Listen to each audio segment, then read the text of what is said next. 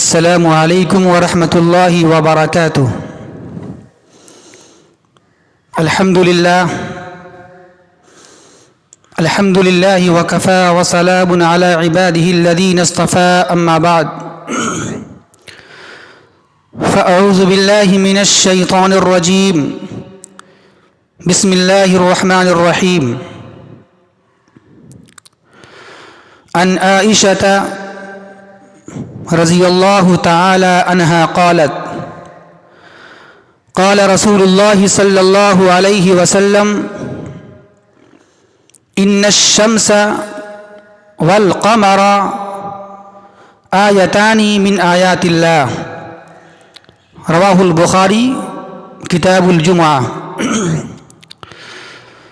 حضرت عائشہ رضی اللہ تعالی عنہا بیان فرماتی ہیں کہ اللہ کے رسول صلی اللہ علیہ وسلم نے ارشاد فرمایا کہ بے شک سورج اور چاند یہ دونوں اللہ کی نشانیوں میں سے دو نشانی ہیں۔ اس حدیث سے یہ بات معلوم ہوتی ہے کہ اللہ کے رسول صلی اللہ علیہ وسلم نے سورج اور چاند کو نشانی بیان فرمایا ہے، اور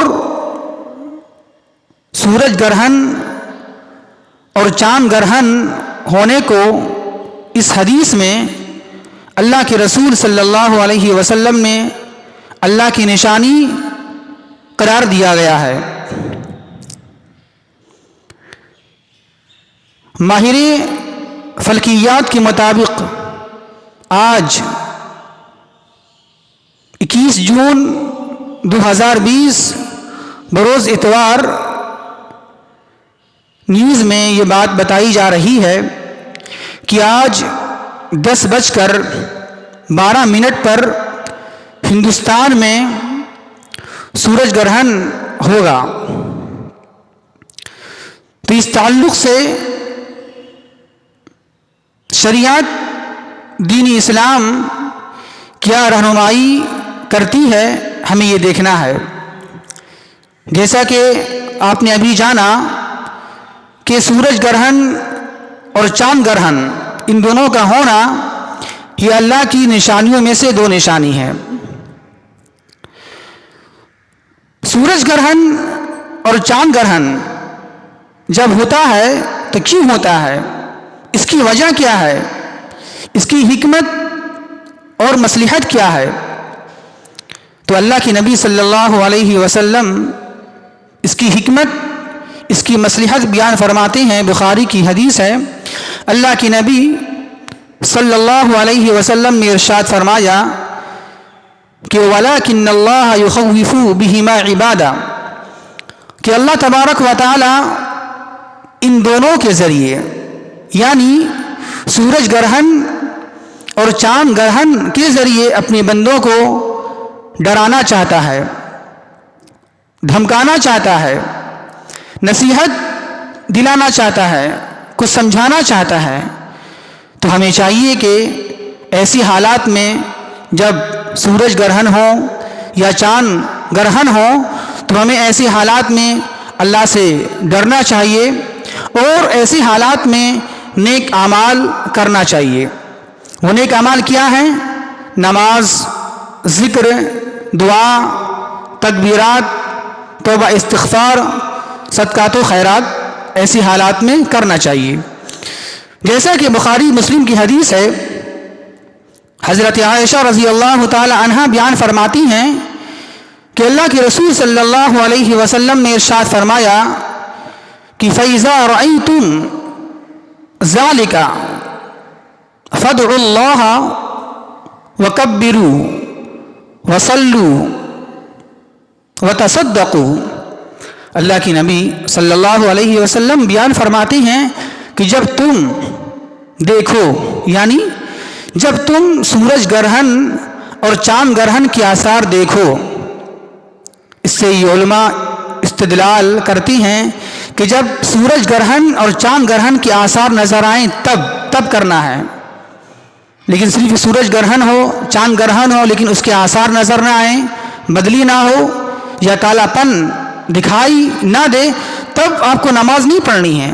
بلکہ حدیث میں یہ ہے فَإِذَا رَأَيْتُمْ ذَلِكَ، جب تم سورج گرہن اور چاند گرہن کے آثار نظر آئیں تب کرنا ہے. کیا کرنا ہے؟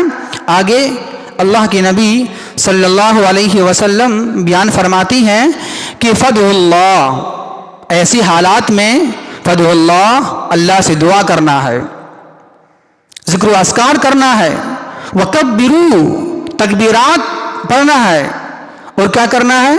وَصَلُّوا، نمازی پڑھنا ہے، اور کیا کرنا ہے؟ وَتَصَدَّقُوا، صدقات و خیرات کرنا ہے.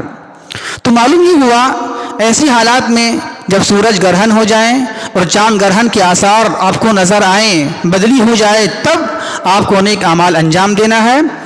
ذکر و اذکار، دعا، توبہ، استغفار، نماز، یہ ساری چیزیں آپ کو انجام دینا ہے. محترم سامعین، یہاں محترم حضرات، توبہ، استغفار، ذکر، دعا، صدقات و خیرات یہ تو عام ہیں، لیکن ان تمام اعمال میں ایک عمل جو ہے وہ نماز، وہ خاص ہے. ایسے موقع پر نماز پڑھنا یہ خاص عمل ہے اور باقی ساری اعمال سے یہ ذرا سا الگ ہے. اس لیے میں آپ تمام لوگوں سے یہ گزارش کرتا ہوں کہ میں آپ کے سامنے سورج گرہن کی نماز کی آداب اور طریقے بیان کرنے جا رہا ہوں. اس کو آپ بغور سماعت فرمائیں اور اس پر عمل کریں، کیونکہ یہ نماز عام نمازوں سے کچھ مختلف ہے، کچھ ہٹ کر ہے. وہ کیا ہے؟ آئیے ذرا ہم دیکھتے ہیں کہ سورج گرہن کے وقت نماز کی آداب، اس کے طریقے کیا ہیں، اور علماء کرام نے کیا طریقہ اور کیا آداب بیان فرمایا ہے. نمبر 1، جمہور علماء کرام کے نزدیک سورج اور چاند گرہن کی نماز یہ سنت مؤکدہ ہے. یعنی معلوم یہ ہوا کہ یہ سورج گرہن اور چاند گرہن کی نماز یہ فرض نہیں ہے، واجب نہیں ہے، بلکہ یہ سنت مؤکدہ ہے. نمبر 2، سورج اور چاند گرہن کی نماز کا اعلان کر کے مسلمانوں کو مسجد میں جمع کیا جانا یہ مسنون اور مستحب عمل ہے. یعنی سورج گرہن کی نماز کے لیے اعلان کیا جا سکتا ہے اور لوگوں کو مسجد میں جمع کیا جا سکتا ہے، یہ مسنون اور مستحب عمل ہے، تاکہ لوگ امام کی اقتداء میں باجماعت 2 رکعت نماز ادا کر سکیں. لیکن کسی عذر کی بنا پر اگر مسجد میں جمع ہونا ناممکن ہو، مشکل ہو جائے، تو یہ نماز گھر میں الگ الگ بھی پڑھی جا سکتی ہے. نمبر 3،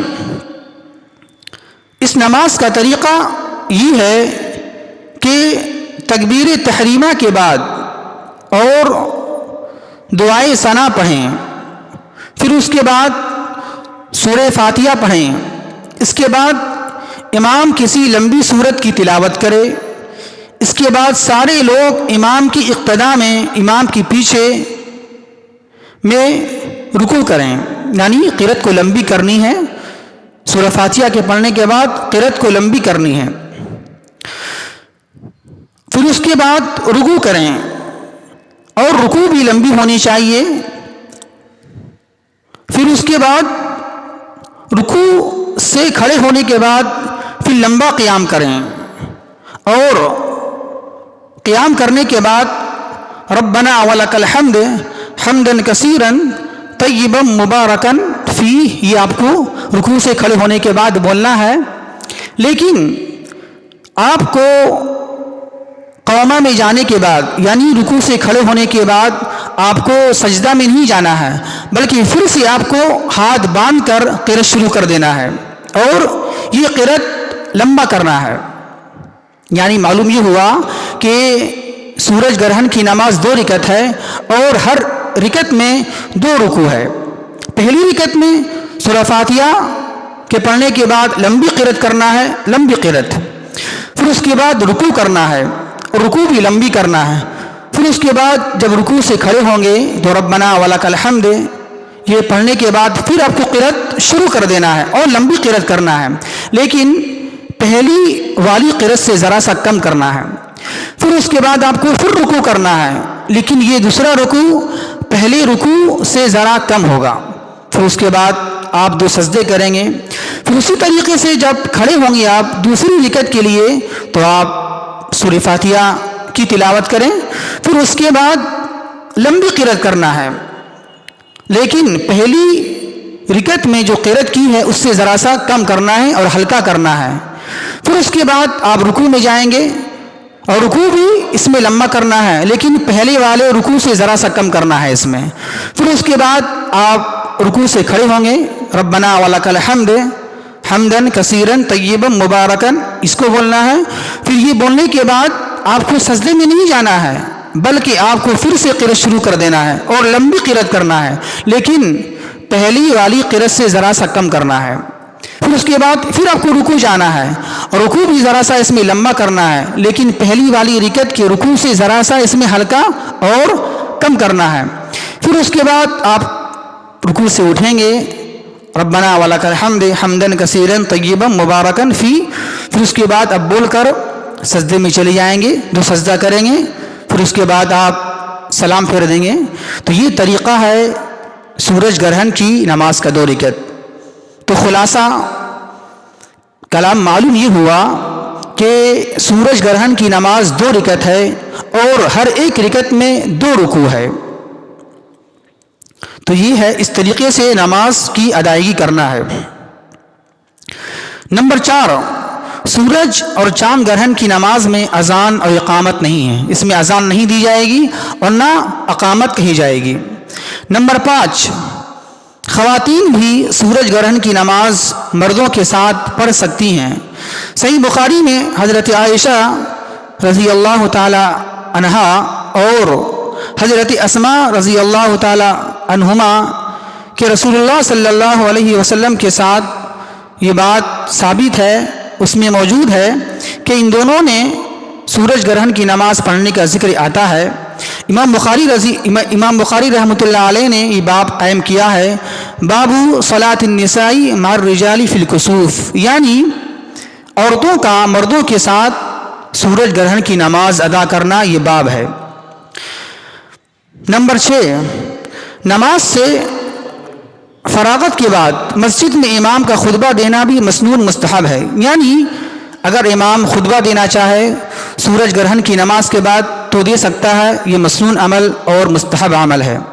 نمبر 7، سورج گرہن کی نماز ممنوع اوقات میں بھی پڑھی جا سکتی ہے، اس لیے کہ یہ سببی نماز ہے اور ممنوع اوقات میں بھی اس کا پڑھنا درست ہے۔